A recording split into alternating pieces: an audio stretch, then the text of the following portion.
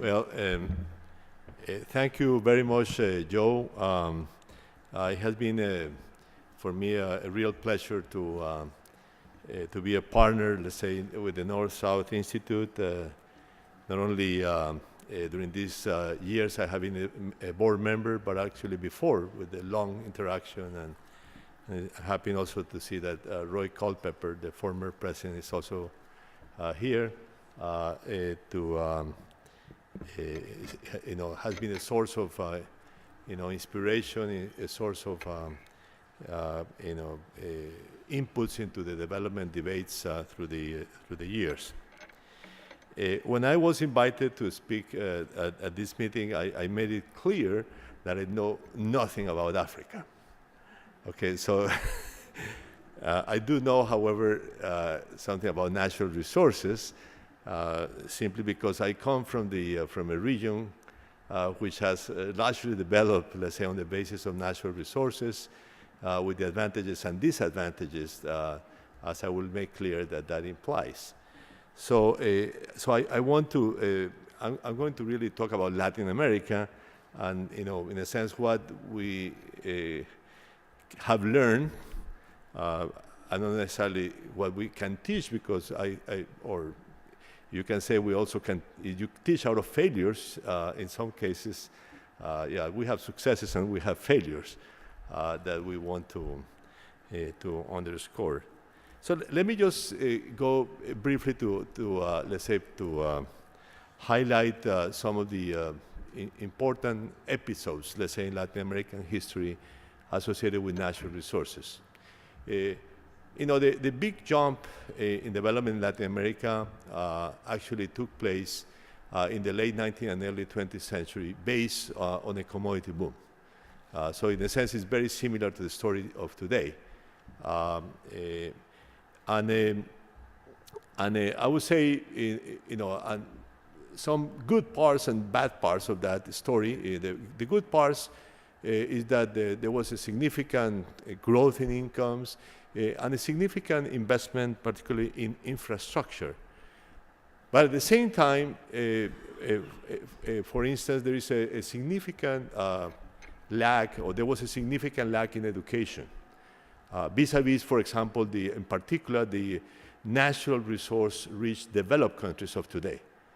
That is the Canada, Australia, and New Zealand, let's say Finland or Norway, to mention just a few. And I think this is a very important point. I think some of the lacks that Latin America experienced later on were actually associated to that particular fact. Even countries like Argentina, which had a very high per capita income, actually one of the highest of the world by the time of the First World War, had a significant lag in education vis-a-vis today's developed countries. Now, later on, of course, and during that period, it's interesting, and I must say, there's actually a recent economic history of Latin America that I just published, called The Economic Development of Latin America Since Independence, in which I draw some of these stories, let's say. The other significant and interesting part is that industrialization was seen as something that was naturally accompanying natural resource development. So they were not seen as sort of two alternatives. They were actually seen as two complementary strategies. And most of Latin American countries actually started to industrialize much before the Great Depression, contrary to the traditional view that somehow the Great Depression had been a turnaround, which it was in other dimensions. Now, industrialization, of course, became later on the dominant strategy for the obvious reason that there was a collapse of the world economy. So Latin America looked strongly inward because there was no alternative. If the world economy had continued, there is no question that the natural resource interests were very strong. And actually, even in the 1930s, you see them at work until, in a sense, all hope was lost. Which was around the 1937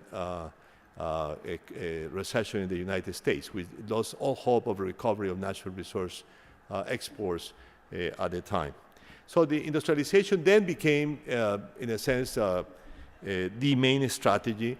But even in that period, it is quite clear the natural resource exports continue to be the main source of export revenues, and therefore the main source of financing, for example, for machinery and equipment that was largely imported everywhere in Latin America, with a few exceptions, let's say, particularly in Brazil. It was also for basic inputs into the industrial production processes, etc. So natural resources were always there, playing a significant part. And there is a huge discussion about the relation between industrialization and the development or the underdevelopment, the lacks of Latin America with natural resources during that phase of industrialization. Now, with the opening up of the economies, let's say, starting with Chile and Argentina and Uruguay, the southern cone countries in the 1970s and on a broader basis in 1980s and 1990s, of course, natural resources have come back with a lot of importance, with lots of novelties. For example, the more sophisticated natural resource agricultural goods. Let's say the fresh products, the wine, say, of Chile and Argentina, as well as the return of a lot of attention to mining, with several countries being some of the success stories in the world today. And as Africa, we have lived through 10 years of a natural resource boom. Whether that boom will continue or not is a big question mark. I have an obsession based on my historical analysis, that booms don't last forever, and I think there's and at the same time. It is repeatedly said during booms that they will last. And I think that is one of the major problems with natural resource management, as I'll point out in a few minutes. I actually just published last month, actually, in World Development, a paper with a colleague on long-term commodity price cycles, which has been one obsession of mine through my academic career at different stages. And we find 3.5 long cycles since the late 19th century in real commodity prices. And we have lived, which means that the cycles last between 30 and 40 years. We have lived through about 15 years of the current cycle. According, cycles, of course, don't repeat themselves in a similar way, but two things that you can say based on history. First of all, the current cycle is unlikely to last too much more than it has. And second, and very importantly, the downward phases can be very strong when the world economy is weak, which was, as it was in the 1920s and 1930s, one downward phase, as it was in the 1980s and 1990s, which is another strong downward phase. It was not, for example, in the 1960s, when the world economy was growing very well, but it was a downward phase in commodity prices.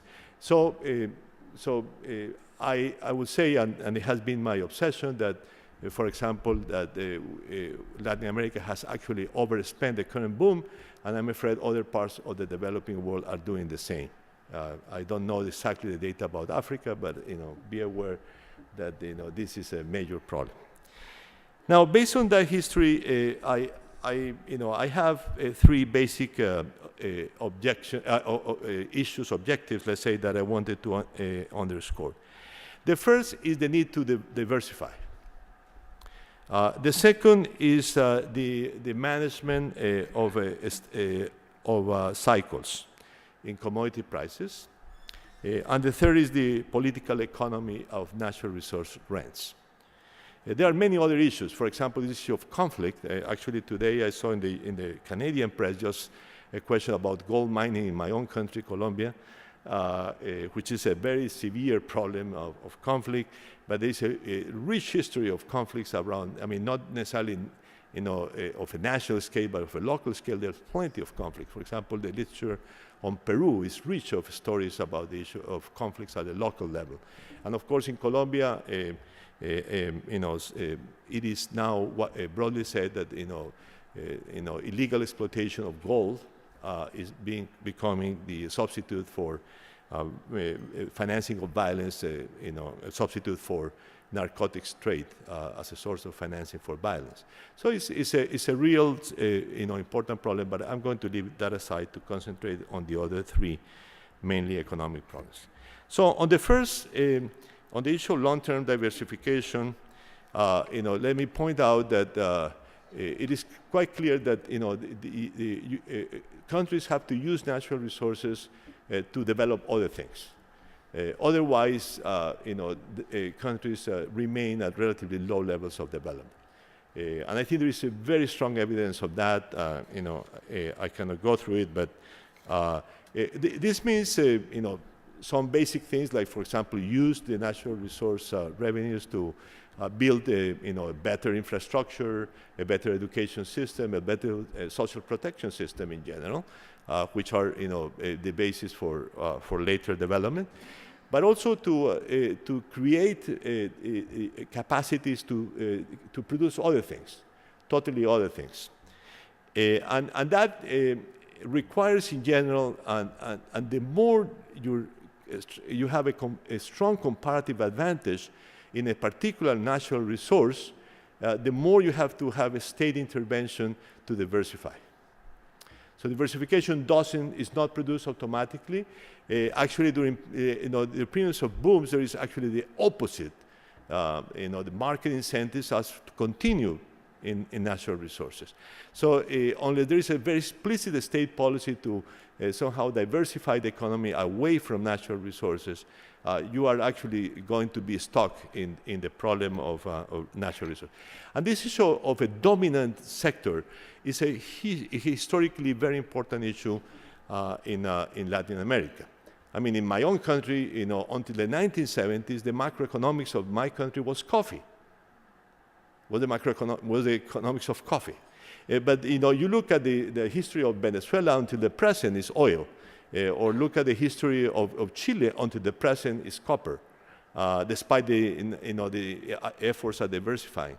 So when you have a very strong comparative advantage in a specific sector, it's quite difficult to diversify. So you have to have a very strong policy to do so.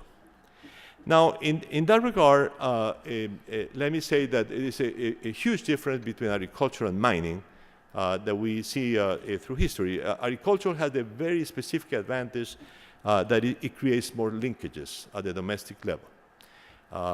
So you have the possibility of using your backward and forward linkages, and including a very interesting forward linkage in a sense that is the development of a domestic market of a lot of producers, because agriculture does produce employment, let's say, particularly when you have a lot of smaller scale agriculture. The story of coffee, for example, in my country, then you produce a domestic market, and then you develop manufacturing industries for the consumer market, which is part of the linkages generated by that sector. I mean, it's not automatic, but it's something that you can do.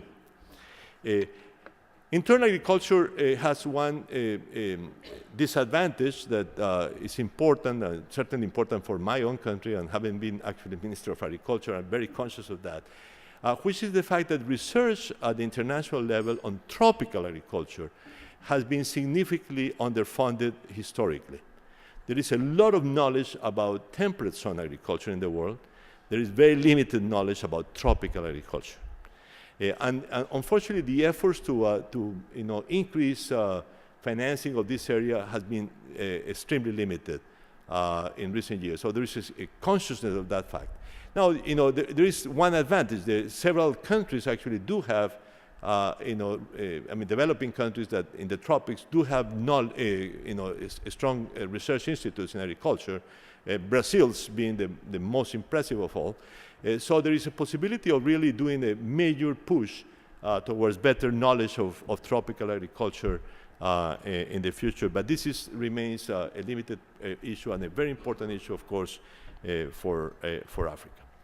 Now, mining has the disadvantage that it generates limited linkages, but the major advantage that it can generate lots of resources, of fiscal resources, if you do good contracts and you tax mining properly. So that's the basic advantage, but it's also the complications associated with a good management of those resources and the complex political economy issues that I'll come back to. And this includes, of course, the tax competition among countries and the limited advance that we had made among developing countries to avoid tax competition, to attract investment, which is very important. Of course, many innovations. I'm actually part of the academic committee of the Natural Resource Charter, so I'm familiar with some of the discussions there. Let me also point out that good state-owned enterprises are good in mining. And most countries, and this is a point that is not generally made, but I will emphasize. Actually, one of the big problems of states dealing with private sector in the mining sector or oil sector is the difficulty of appropriating the associated rents. And there is always the question that the appropriation is inadequate. And for that reason, countries end up with state-owned enterprises in the mining sector. I mean, if you go back in history, the mid, let's say, 20th century, there was very few nationalized oil sectors. There is a huge amount of state-owned enterprises which actually own more than, let's say, something like 90% of the oil reserves of the world today. But it's also in mining. For example, one of the great success stories of Chile is its copper mining, which is the #1 copper company in the world, which is a state-owned enterprise, and which is generally not mentioned as part of the Chilean miracle, but it's part of the Chilean miracle. Venezuela, for example, used to have I don't think it does now, one of the best managed oil companies in the world, state-owned oil companies. My country and Brazil, for example, have doing a significant amount of improvement with the management of our own state oil companies, which actually include a bit of private ownership today, in both cases, in Brazil more than in Colombia. And it has been success stories. And for example, the current #1 export of my country now is oil, and about 60% of that oil is produced actually by the state-owned oil company, many times in partnership with multinationals. So actually, a good state-owned company which can partner with multinationals is one of the best resources in terms of capacity building in the mining, in the oil and mining sector. And there is, of course, the issue of environmental protection. Needless to say, that is a very critical issue in the case of mining. But it's also, of course, a critical issue in the case of agriculture, which depends on the protection of topsoil, on the protection of water resources, on the protection of natural forests. All of those are part of a good agricultural system in any country. Now, on the issue of commodity price cycles, as I already pointed out, the major problem that you find everywhere is the idea that temporary revenues associated with natural resources are permanent revenues, and therefore that you can spend them. And in fact, if you have a significant increase in your revenues, you should invest part of those revenues for your own development. I mean, that's what helps you to diversify the economy away from natural resources. That's, for example, what gives you a lot of funding for infrastructure, education, etc. However, the history, as I said, teaches us that natural resource booms are generally temporary, and even the long cycles are temporary. And how what you do with the resources during the boom is essential for your later history. And I must say very clearly that I used to have a sentence which I will repeat here today. Crises are generally the result of badly managed booms. That's a typical story of Latin America. It's typical story, I'm sure, of Africa. It's typical story of the Middle East.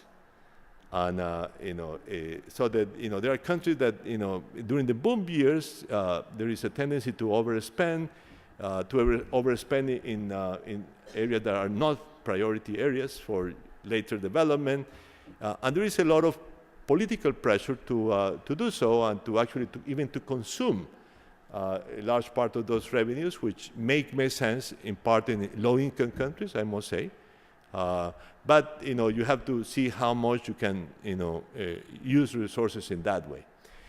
But I think the essence is, yes, you have to invest wisely during booms, particularly in areas that would allow you to diversify when the boom ends, and very importantly, also save part of those revenues. So the sovereign wealth funds, which are of a cyclical character to manage cyclical booms, as well as particularly for mining economies, the long-term booms or the long-term increases in revenues for the future generations. Those are fundamental ideas today. We heard it today again from many speakers, including José. And in Latin America, actually, there are two success stories that I want to underscore. The first one is actually that of my own country with the National Coffee Fund, which was created in 1940. It's one of the oldest stabilization funds, which very well managed for a long time, was the basic macroeconomic instrument of Colombia. It allowed to save revenues from exports of coffee during booms, and use them during crisis, actually largely to support coffee prices. So it was, in a sense, a tax on coffee producers during booms that was used largely to subsidize, in a sense, prices during the downswing, and in this way stabilize a bit, coffee prices. The other, which is more recent, is the Chilean experience with the management of its copper funds, which has a difference from Colombia, in the sense that in the case of coffee, we stabilize private sector revenues. In the case of Chile, they stabilize public sector revenues from copper sector. It's a different story. Both have the same political economy problem, that there is a strong pressure to spend when you have lots of resources, but at the same time, both were well managed because they counteracted those political economy pressures. Which leads me to that issue, and I end with the underscoring three important political economy issues associated to natural resources. The first one is corruption.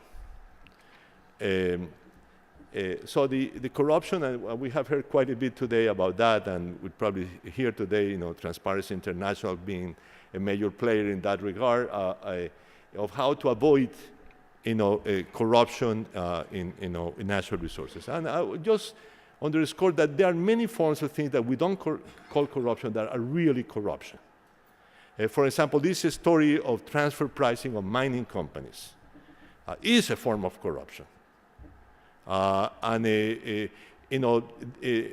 unfair deals with poor countries in terms of the contracts or the taxes that the countries can collect is also a form of corruption. We should call it that way. So that I think one of the good things about all these international movements to get transparency in natural resource revenue, which is particularly in oil and mining, is a fundamental part of that fight against corruption and this, of course, is a problem of national actors, but it's always a problem of international actors, private international actors. Okay. The second is the very complex issue of the political economy of stabilizing natural resource revenues, which have to do with this, the difficulties of putting in place stabilization mechanisms and the strong pressure to overspend those resources during booms. There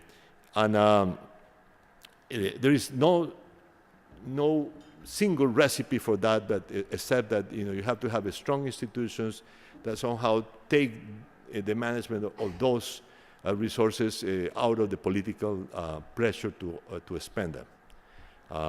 But I would say, based on the history, that commodity prices are strongly cyclical. That is an essential point. And the third issue, which I will call is what in the Latin American debate we call rentismo, which I guess we can badly translate into rentism. The tendency to live out of rents, which is typical of countries that depend on natural resources. Which means that you don't develop, for example, an alternative tax base, which is not dependent on natural resources, and you, in a sense, always expect natural resources to save, your political career. So the governments that expect, just the next boom of natural resources to spend it, and actually the expectation of society that is going to happen. So if I may say, one of the big lessons is that, and particularly the big lessons of natural resource-rich developed countries is that you have to develop a system by which you don't depend on rents to develop, that you really build the capacities to be a developed country, which means the education system, the high-quality infrastructure, the high-quality governance systems that are the essence of a developed country. But for that, you have to break the traditional inclination to just expect natural resource rent to save you at the right time. And I would say that problem, this rentism, as we call it, is one of the fundamental failures of many Latin American countries through history. Thank you very much.